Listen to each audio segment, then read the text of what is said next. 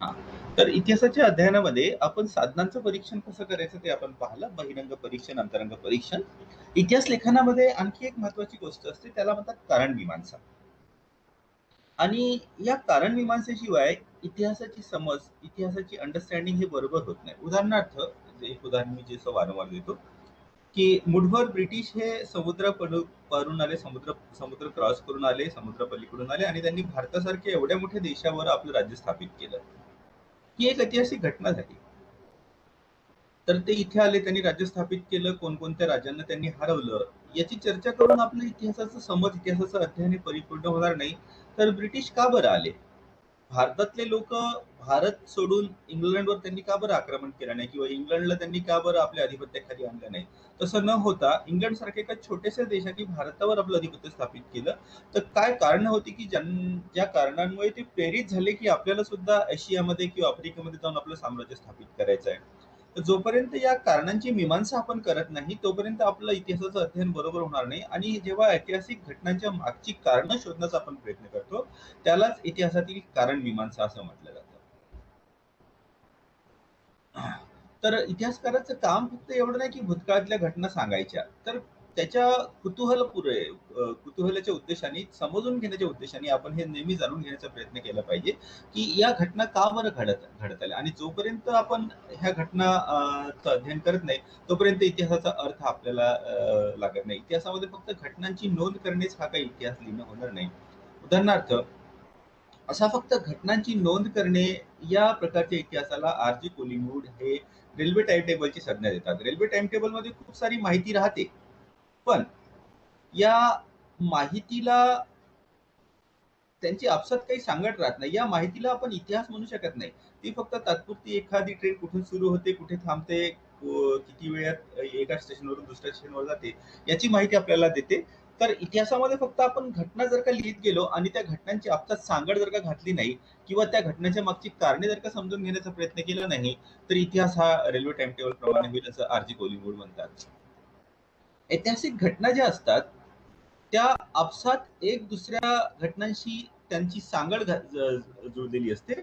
आणि ही सांगड आपण समजू शकत नाही जोपर्यंत आपण कारण मीमांसा करत नाही. उदाहरणार्थ, आपलं जे उदाहरण आहे त्या उदाहरणाकडे आपण परत जाऊया. इंग्लंडनी भारतावर अधिपत्य स्थापित केलं, ही एक ऐतिहासिक घटना झाली. पण याच्या मागची कारण आपण शोधायला प्रयत्न केला तर त्याच्या मागचं कारण आपल्याला दिसेल की इंग्लंडला कॉलनीजची आवश्यकता होती, वसाहतीची आवश्यकता होती. वसाहती का बरं पाहिजे होता याचं कारण शोधण्याचा प्रयत्न केला तर त्याच्या मागचं कारण आपल्याला दिसून येईल की तिथे औद्योगिक क्रांती झाली होती. आणि औद्योगिक क्रांतीमुळे जे नवीन उद्योग तयार झाले होते त्या उद्योगांना सप्लाय करायसाठी कच्चा माल पुरवणारी त्यांना वसाहत पाहिजे होती. तसंच त्यांच्या उद्योगधंद्यातून, कारखान्यातून तयार होणारा माल विकण्यासाठी सुद्धा त्यांना बाजारपेठ पाहिजे होती. तर हे दोन महत्वाची कारणं होती. बरं, इंडस्ट्रियल रिव्होल्युशन आली, इंडस्ट्री झाली, याच्या मागची कारणं जर का आपण शोधण्याचा प्रयत्न केला तर आपल्याला दिसून येईल की युरोपमध्ये जे 14व्या शतकामध्ये पुनर्जागरणाचं युग आलं, त्या पुनर्जागरणाच्या युगामुळे सगळ्या जीवनाच्या सगळ्या क्षेत्रामध्ये एक सायंटिफिक उन्नतीचं युग आलं आणि या सायंटिफिक उन्नतीमुळेच इंडस्ट्रियल रिव्होल्युशन झाली. तर आपण पाहतो की या घटना कशा आपसात एक दुसऱ्याशी जोडलेल्या आहे. पुनर्जागरण झालं, सायंटिफिक दृष्टिकोन निर्माण झाला, सायंटिफिक दृष्टिकोन निर्माण झाल्यामुळे मग औद्योगिक क्रांती झाली, औद्योगिक क्रांती झाल्यामुळे काय झालं की इंडस्ट्रीज तयार झाल्या, इंडस्ट्रीज तयार झाल्यामुळे ब्रिटिशांना आणि युरोपीय लोकांना आपल्या फॅक्टरीसाठी, आपल्या कारखान्यांसाठी कच्चा माल पुरवण्यासाठी वसाहती पाहिजे होत्या, तसंच बाजारपेठेची आवश्यकता होती. आणि त्याच्यातूनच मग युरोपियन साम्राज्यवाद हा उदयास आला आणि या युरोपियन साम्राज्यवादाचाच परिणाम म्हणून आपण बघतो की ब्रिटिशांनी भारतावर आपलं अधिपत्य स्थापित केलं. तर जोपर्यंत आपण हे कारण मीमांसा करत नाही, ऐतिहासिक घटनेच्या मागची कारणं जोपर्यंत शोधत नाही, तोपर्यंत त्या ऐतिहासिक घटना आपसात कशा त्याची सांगड घातली गेलेली आहे. एक घटना ही दुसऱ्या घटनेचं कारण होतं, मग ती घटना त्याच्या पुढच्या घटनेचं कारण होतं. अशी जी सांगड जी आहे ती आपल्याला समजणार नाही आणि आपलं इतिहासाचा बोध जो आहे किंवा इतिहासाची समज जी आहे ती अपुरी राहून जाईल. आणि म्हणूनच कारण मीमांसा ही महत्वाची आहे. कारण मीमांसा आता 19व्या शतकानंतर ही जास्त महत्वाची ठरत गेली आहे, पण अर्थात त्यापूर्वी कारण मीमांसा ही अजिबातच इतिहासकारांना माहीत नव्हतं असं काही नाही. अगदी सुरुवातीला हिरोडोटस हा एक ग्रीक इतिहासकार होता आणि याला आपण इतिहासाचं जनक म्हणून म्हटलं जातं. तर हा जो हिरोडोटस होता, यांनी सगळ्यात सुरुवातीला इतिहास दिला आणि यांनी सुद्धा कारण मीमांसा करण्याचा प्रयत्न केला आहे. ग्रीक जे राष्ट्र होतं ते वेगवेगळ्या जमातीमध्ये विभागलेलं होतं आणि या जमातीचे आपसातले संघर्ष कसे आहे याचं वर्णन त्यांनी केलेलं आहे. तसंच ग्रीक लोकांनी स्वतःला संघटित करून नंतर त्यांचं पर्शियाशी कसं युद्ध झालं याचं वर्णन त्यांनी केलेलं आहे. पण या ग्रीक लोकांच्या ग्रीक टोळ्यांच्या आपसातल्या संघर्षांची सुद्धा कारण मीमांसा केली आहे. नुसतं संघर्ष सांगून तो थांबला नाही. तसंच पर्शिया आणि ग्रीक यांच्यामधल्या युद्धाची सुद्धा त्यांनी कारण मीमांसा केलेली आहे. त्यानंतर मध्यकाळामध्ये अरबियन इतिहासकार इब्न खल्दून याने सुद्धा ऐतिहासिक घटनांचं विश्लेषण करताना त्याच्या मागची कारणे कोणती आहे ते शोधण्याचा प्रयत्न केलेला आहे. आणि या कारण मीमांसेशिवाय इतिहासाचं अध्ययन हे पूरक होणार नाही असं तो म्हणतो. आणि त्याच्यानंतर आपण पाहतो की 19व्या शतकानंतर कारण मीमांसेला आणखी जास्त महत्व आलेलं आहे. तर ऐतिहासिक घटना हे हे ही स्लाइड मी सांगून झाली आहे. काही सुटलं असेल तर बघू द्या मला. ऐतिहासिक घटना नुसती सांगून पुरे नाही, तर त्या घटना चक्र जो असतो, आपसात घटना जुळलेल्या असतात त्याचं अध्ययन करणं आवश्यक असतं. हे मी कव्हर केलेलं आहे की कसं एक घटना हे पुढच्या घटनेचं कारण होतं आणि मग ती घटना त्याच्या पुढच्या घटनेचं कारण होतं. आणि या कारणाशिवाय या घटनांची आपसात सांगड घातल्याशिवाय इतिहास हा एक निर्जीव असतो. कारण परिणाम आणि कारण आणि परिणाम याचं एक चक्र तयार होतं. आणि हे जर का आपण केलं नाही तर इतिहास लेखन हे निर्जीव आणि नियमित आणि नुसती घटनांची कंटाळवाणी यादी होऊन जाईल. उदाहरणार्थ दुसऱ्या युरोपमध्ये हिटलरनी पोलंडवर आक्रमण का बरं केलं? त्याच्यापासून युद्धाची सुरुवात झाली. पण त्या पोलंडवर आक्रमण करण्याच्या मागे जी बरीचशी कारणं होती. खरं तर हिटलरला पश्चिमेकडे म्हणजे इंग्लंड, फ्रान्स याच्यावर आपलं आधिपत्य स्थापित करायचं होतं. पण तसं न करता त्यांनी सगळ्यात सुरुवातीला पूर्वेकडे आपलं आक्रमण केलं, पोलंडवर आक्रमण केलं. तर जोपर्यंत आपण या घटनेची कारणमीमांसा करणार नाही, तोपर्यंत आपल्याला हिटलरचा उद्देश, त्याची पॉलिसी, त्याचं प्लान हे समजणार नाही. आणि ऐतिहासिक घटनांच्या मागची कारणं शोधणं हे कारणमीमांसा हे इतिहासाला रंजक बनवतं. एखाद्या ऐतिहासिक घटनेच्या मागे बरीच सारी कारणं असतात. उदाहरणार्थ आपण घेऊ 1857चा भारतातला उठाव. तर 1857चा भारतातला उठाव याच्या मागे कोणतंही एक कारण नव्हतं. आपण असं म्हणू शकत नाही की मंगल पांडेंनी उठावाची सुरुवात केली. मंगल पांडेंनी उठावाची सुरुवात केली. त्यांनी सगळ्यात सुरुवातीला आपल्या ब्रिटिश अधिकाऱ्यावर गोळी झाडली. पण नंतर त्याचे पडसाद उत्तर भारतामध्ये वेगवेगळ्या ठिकाणी मिळाले. मेरठ, दिल्ली, कानपूर, बनारस, लखनौ वगैरे वगैरे. तर या अशा सगळ्या ठिकाणी जेव्हा इंग्रजांविरुद्ध विद्रोह झाला, तेव्हा या सगळ्या मोठ्या घटनांच्या मागे बरीच सारी कारणे असतात. आणि ही एका कारणावर आपला फोकस न राहता जेव्हा आपण जर का संशोधन करू, तर फक्त एकाच कारणाला अवास्तव महत्व न देता या सगळ्या कारणांचं विश्लेषण आपल्याला करावं लागेल. तसंच इतिहासातल्या बऱ्याचशा घटना, उदाहरणार्थ जर्मनीमधली जे प्रोटेस्ट आंदोलन होतं, या जर्मनीमधल्या प्रोटेस्ट आंदोलनामागे सुद्धा बरीच कारणं आहेत. त्याला फक्त मार्टिन लुथर किंग जो त्याचा ज्यांनी या आंदोलनाचं नेतृत्व केलं, फक्त त्या एकट्याला आपण संपूर्णपणे क्रेडिट देऊ शकत नाही. लोकांमध्ये चर्च विरुद्ध असंतोष होता आणि त्याच्यामुळे मग मार्टिन लुथरला बरंच समर्थन मिळत गेलं. 1917ची जी रशियामध्ये क्रांती झाली, ती रशियाच्या क्रांतीला फक्त लेनिन जबाबदार होता. लेनिननी अर्थात चांगलं नेतृत्व दिलं, त्याच्यामध्ये नेतृत्वाचे गुण निश्चित होते. पण लेनिनलाच आपण संपूर्णपणे या रशियन राज्यक्रांतीचं क्रेडिट देऊ शकत नाही. ही गोष्ट आपल्याला लक्षात ठेवली पाहिजे. त्यामुळे इतिहासाचं संशोधन करताना वेगवेगळी कारणं एखाद्या घटनामागे असतात. त्या वेगवेगळ्या कारणांचं विश्लेषण आपल्याला करावं लागेल आणि त्यामध्ये सुद्धा काही कारणं ही जास्त महत्वाची असतात, काही कारणं ही कमी महत्वाची असतात. तर या सगळ्या गोष्टीचं विश्लेषण करून एक अर्थपूर्ण अनुमान आपल्याला काढावं लागेल. कार्ल गुत्सावन नावाचे जे इतिहासकार आहे, ते सांगतात की इतिहासाची कारणमीमांसा ही बरीच मल्टी डायमेन्शनल आहे. त्याचे वेगवेगळे पैलू आहेत. तर सगळे वेगवेगळे पैलू आपल्याला विश्लेषण करावं लागेल. तर त्याच्यामध्ये तत्कालीन कारण काय होतं?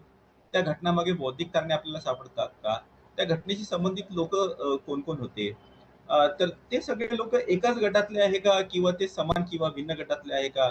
त्यांचे सामर्थ्य आणि दुर्बलता कोणती होती? तसंच या घटनेविषयी समाजातील विविध गटांची प्रतिक्रिया काय होती? ही घटना होण्यापूर्वी कोणता मोठा राजनीतिक बदल त्या एरियामध्ये झाला होता का, किंवा तंत्रज्ञानामध्ये काही प्रगती झाली होती का? बघा, तंत्रज्ञानामधली प्रगती सुद्धा इतिहासाला फार मोठ्या प्रमाणात बदलते. आता बघा, ज्या पद्धतीने आपण आता शिक्षण घेतोय, हे तंत्रज्ञानामुळे शक्य आहे. आणि याच्या आधी जसं मी ते उदाहरण दिलं होतं की ब्रिटिशांनी भारतावर आक्रमण करून आपलं आधिपत्य स्थापित केलं, याच्या मागे सुद्धा तंत्रज्ञान एक महत्वाचं कारण होतं. कारण स्टीम इंजिन झालं, मग इतक्या दूर शिपमध्ये जाणं त्यांना सोयीस्कर झालं. इंग्लंड पासून भारतापर्यंत हजारो मैलाचा प्रवास करून येणे शक्य झालं. इंडस्ट्रीज झाल्या, हा सुद्धा एक तांत्रिक बदल होता. या तांत्रिक बदलामुळे सुद्धा इतिहासाला कलाटणी मिळते. तसंच घटनेची भौगोलिक परिस्थिती काय होती? 1857चं उदाहरण घ्या. का बरं हा जो विद्रोह होता ब्रिटिशांप्रती, हा सर्वसाधारणतः उत्तर भारतामध्ये झाला? दक्षिण भारतामध्ये विद्रोह झाले नाही. तसंच पंजाब सुद्धा ब्रिटिशांप्रती लॉयल राहिला, ब्रिटिशांचं त्यांनी समर्थन केलं. तर भौगोलिक परिस्थिती एका विशिष्ट भौगोलिक परिस्थितीमध्येच का बरं घटना होतात? इंग्लंडचे लोक भारतावर येणे याच्यामध्ये काही भौगोलिक परिस्थिती काही कारण आहे का? भारतातल्या लोकांनी का बरं इंग्लंडवर आक्रमण केलं नाही आणि इंग्लंडला आपलं गुलाम बनवलं नाही? तर भौगोलिक परिस्थिती सुद्धा इतिहासाला, माणसाच्या व्यक्तिमत्वाला आणि नंतर पर्यायाने इतिहासाला कल देणारी किंवा इतिहासाला दिशा देणारी एक फार महत्वाची घटना असते. या घटनांचा विविध संस्थेशी काय संबंध होता? प्रत्येक ऐतिहासिक घटनामध्ये वेगवेगळ्या संस्था इन्व्हॉल्व्ह झालेल्या असतात आणि वेगवेगळ्या संस्थांची वेगवेगळी इंटरेस्ट असतात, हे आपल्याला जाणून घ्यायला पाहिजे. उदाहरणार्थ, जेव्हा गोलमेज परिषदा झाल्या इंग्लंडमध्ये 1930-31 आणि 32 मध्ये, त्यावेळी काँग्रेसने त्याला बायकॉट केलं. तर पहिल्या आणि दुसऱ्या गोलमेज परिषदेला काँग्रेसचं कोणी प्रतिनिधी गेले नाही, पण दुसऱ्या गोलमेज परिषदेला महात्मा गांधी गेले. महात्मा गांधींनी आणि काँग्रेसने जरी पहिली आणि तिसरी परिषद बायकॉट केली होती, तरी जे अस्पृश्यांचे प्रतिनिधी म्हणून तिथे आंबेडकर गेले. तसंच जे प्रिन्सेस होते, भारतातले जे वेगवेगळे राजे महाराजे होते, त्यांचे प्रतिनिधी म्हणून लोक गेले. तर असे वेगवेगळे गुट असतात. काँग्रेसची काही वेगळी विचारधारा होती आणि जे अस्पृश्याचे किंवा दलितांचे प्रतिनिधी होते, डॉक्टर आंबेडकर यांची काही वेगळी विचारधारा होती. तर या दलितांच्या गुटांनी आणि प्रिन्सच्या गुटांनी ब्रिटिशांशी सहकार्य करण्याचं धोरण ठेवलं. तर ते का बरं ठेवलं? आणि काँग्रेसने मात्र का बरं बायकॉट केलं? तर हे विश्लेषण सुद्धा आपल्याला करावं लागेल वेगवेगळ्या संस्थांची. तसंच वेगवेगळ्या ग्रुपची काय रिॲक्शन होती? उदाहरणार्थ, इंग्रजांच्या काळामध्ये जेव्हा फुले आणि आंबेडकर यांनी जेव्हा दलितांच्या उद्धारांची चळवळ सुरू केली, त्या दलितांच्या उद्धाराच्या चळवळीमध्ये कोणत्या ग्रुपनी, कोणत्या विशिष्ट वर्गाने त्यांना सहकार्य दिलं आणि कुठल्या विशिष्ट वर्गाने सहकार्य दिलं नाही.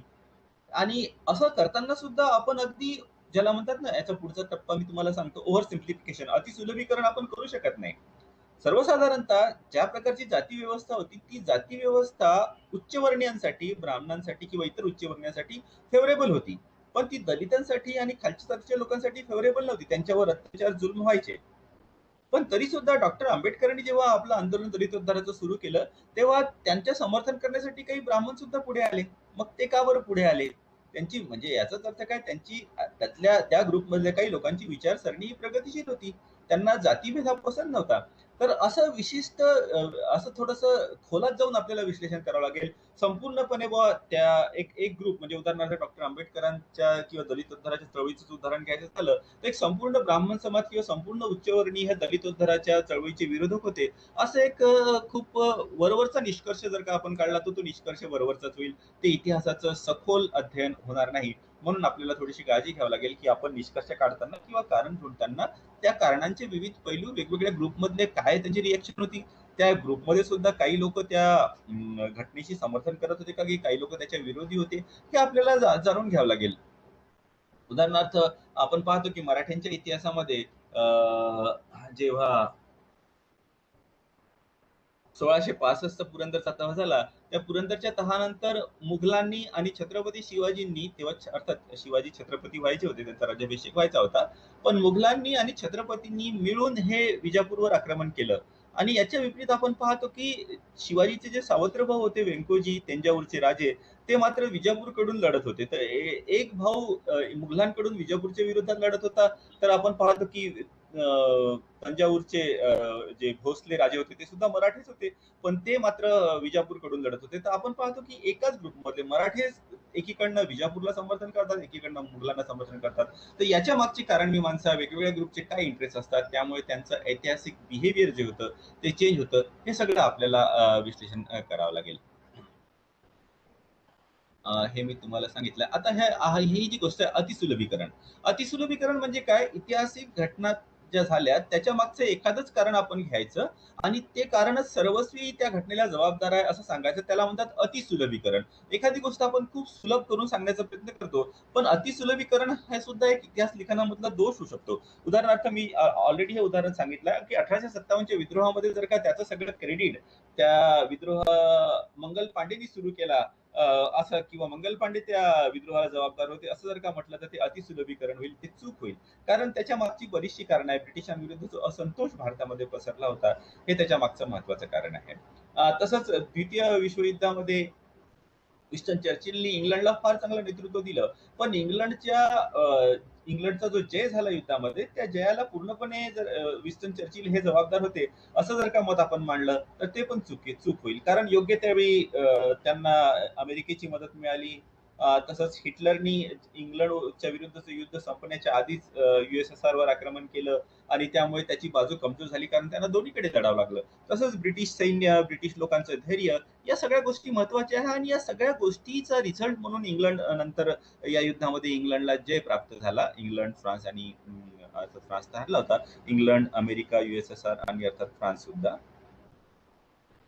तर अशी वेगवेगळी कारणं आपल्याला शोधून काढावं लागेल. एकाच व्यक्तीला जर का आपण एखाद्या ऐतिहासिक घटनेचं क्रेडिट देतो म्हटलं, किंवा त्याच व्यक्तीला, एखाद्या व्यक्तीला किंवा एखाद्या घटनेला आपण एखाद्या ऐतिहासिक घटनासाठी जबाबदार ठरतो म्हटलं, तर ते चुकीचं होऊन जाईल. उदाहरणार्थ, मराठ्यांना ब्रिटिशांनी हरवलं, तर मराठ्यांच्या रासाला किंवा मराठ्यांचं साम्राज्य लय जाण्यासाठी बाजीराव द्वितीय पेशवा हा पूर्णपणे जबाबदार होता, असं जर का आपण म्हटलं, तर ते सुद्धा अतिसुलभीकरण होईल. कारण मराठ्यांच्या ऍडमिनिस्ट्रेटिव्ह स्ट्रक्चरमध्ये, त्यांच्या प्रशासकीय व्यवस्थेमध्ये ज्या उणिवा होत्या, त्या उणिवा हळूहळू मराठा साम्राज्याला आपल्या रासाकडे घेऊन गेला आणि त्या उणिवाचाच उपयोग ब्रिटिशांनी करून आपलं साम्राज्य इथे वाढवलं. त्यामुळे हा जो इतिहासातल्या ज्या घटना राहतात, त्याच्यामध्ये बरीचशी किचकटता राहते, त्याच्यामध्ये बरीचशी कॉम्प्लेक्सिटीज राहते. आणि आपण जेव्हा ऐतिहासिक घटनेची कारण मीमांसा करतो, तेव्हा त्याचं आपण अतिसुलभीकरण करू नये. कारण मीमांसा करताना अतिसुलभीकरण हे एक चूक आपल्याकडनं होऊ शकते. आता एक दुसरा कार्यकरणामधला कारण मीमांसेमधला, कार्यकारण आणि कारण मीमांसा एकच आहे बरं, दोन्ही अल्टरनेटिव्हली सिनोनियम आहे. त्यामुळे कन्फ्युज व्हायचं नाही. प्रश्न जर का कार्यकारणावर आला, तर आम्ही तर कारण मीमांसा शिकलो असं म्हणायचं नाही. कारण मीमांसा आणि कार्यकरण एकच आहे. इंग्लिशमध्ये त्याला कॉजेशन म्हणतात, searching of the causes behind the historical event. Well, आता कार्यकरणामध्ये योगायोगाचे एक ठिकाण आहे बघा. कधी कधी काय होतं ना, की आपल्याला योगायोगाने एखादी गोष्ट साप होऊन जाते. प्रत्येक गोष्टीच्या मागे काही कारण असतं असं नाही. समजा आपण बाजारात चाललो आणि इन्सिडेंटली तुम्हाला 500 रुपयाची नोट सापडली, तर ते 500 रुपयाची नोट तुमच्या मागे येण्यामागे काही कारण आहे का? ते ते जस्ट योगायोग झाला. कोणाच्या तरी खिशातली पडली असेल आणि नेमकं तुम्ही त्याच वेळेस बाजारात जाताल, तिथे 500 ची नोट पडली आहे बुवा, या उद्देशाने थोडी तुम्ही घरून निघाला. तर योगायोगाने काही गोष्टी होऊन जातात, ज्याचं कारण आपल्याला कधीच सापडत नाही. आणि आपल्याला कारण मीमांसा करताना ह्या गोष्टी सुद्धा आपल्याला लक्षात ठेवावं लागेल, की इतिहासातली एखादी गोष्ट ही योगायोगाने होऊन जाते. उदाहरणार्थ, पानिपतचं द्वितीय युद्ध, जे की 1556 मध्ये लढलं गेलं. एकीकडे मुघल होते, अकबर आणि बैराम खान, आणि दुसरीकडे होते शेरशाह सूरचा सेनापती हेमू. तर हेमू हा युद्ध जिंकला असता, मुघल हे हारणार होते. पण नेमकं त्याच वेळी काय झालं, की एक बाण येऊन तो हेमूच्या डोळ्यात लागला आणि त्याच्यामुळे काय झालं, की हेमू बेशुद्ध झाला. या बेशुद्ध हेमूला हत्तीवरून खाली उतरवण्यात आलं आणि त्याच्यामुळे हेमूच्या सैन्याला वाटलं, की हेमूचा युद्धामध्ये वध झाला आहे आणि त्यामुळे त्याचं सैन्य त्यांना ते घाबरले आणि ते पळायला लागले. आणि याचाच फायदा मुघलांनी घेतला आणि त्यांनी जोरदार आक्रमण करून हे युद्ध जिंकलं. तर नेमकं बाण हेमूच्या डोळ्यामध्ये लागणं हा एक योगायोग होता. आणि अशा योगायोगामुळे सुद्धा काही ऐतिहासिक घटना होऊन जातात. अर्थात पानिपताचं द्वितीय युद्ध ही इतिहासातली फार मोठी घटना आहे. कारण त्याच्यामुळे काय झालं, की मुघलाचं भारतातलं साम्राज्य हे सुदृढ झालं, हे आणखी स्ट्रॉंग व्हायला लागलं. तसंच कारण का या कारण मीमांसेमध्ये एक कन्सेप्ट सुद्धा असा आहे, ज्याला नियतवाद म्हटलं जातं. नियतवाद म्हणजे काय? एखादी गोष्ट नियतीप्रमाणे, म्हणजे काय, दैवाप्रमाणे होतं. समजा कारण कारणावरच सगळ्या गोष्टी अवलंबून असल्या, कारणावरच ऐतिहासिक घटना अवलंबून असल्या, तर समजा सारखी कारणं आपण एखाद्या ठिकाणी ठेवली, तर त्याचे परिणाम हे सारखेच निघायला पाहिजे. पण प्रत्येक वेळी सारखेच परिणाम आपल्याला दिसून येत नाही. उदाहरणार्थ, महाराष्ट्राची भौगोलिक परिस्थिती, महाराष्ट्रामध्ये पहाडी ही फार वर्षानुवर्षे आहे. पण या पहाडीचा उपयोग इफेक्टिव्हपणे करणं हे छत्रपती शिवाजीला आणि त्याच्यानंतर आलेल्या मराठ्यांना जमलं. आणि या पहाडीचा उपयोग करून गनिमी कावाचा विकास करून त्यांनी मुघलांविरुद्ध आणि आदिलशहाविरुद्ध फार मोठा संघर्ष केला. अर्थात या गोष्टीला इतिहासकार, काही काही इतिहासकार हे नियतवादाच्या दृष्टिकोनातून बघतात, की ती गोष्ट तेव्हाच होणार होती जर का इथे पहाडी आहे, मराठे पण आहे. पण एकानंतर एक शिवाजी का बरं इथे निर्माण झालेले नाही? कारण नियतीनं हे निश्चित केलं होतं, की छत्रपती शिवाजीचा जन्म एखाद्या विशिष्ट वेळेस होईल आणि एखाद्या विशिष्ट वेळेस मराठ्यांचं राज्य स्थापित होईल.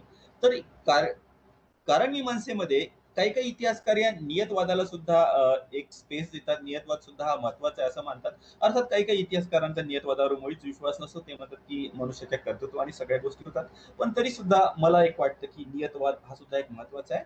कारण प्रत्येक ठिकाणी आपण प्रत्येक गोष्टीची कारणही शोधू शकत नाही. काही गोष्टी योगायोगाने होऊन जातात आणि काही गोष्टी ह्या नियतीने सुद्धा होऊन जातात.